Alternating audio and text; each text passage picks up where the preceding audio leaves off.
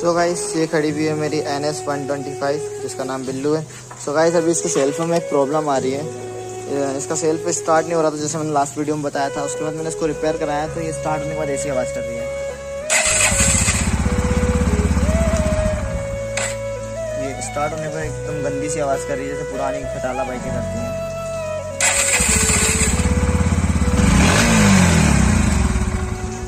वापस से चेक करना गाइस। इस आवाज़ का क्या करूँ मैं गाइस, कुछ सॉल्यूशन बताओ। मैकेनिक ने तो मना किया है कि अब ऐसी आएगी आवाज़। ये प्रॉब्लम है NS125 की।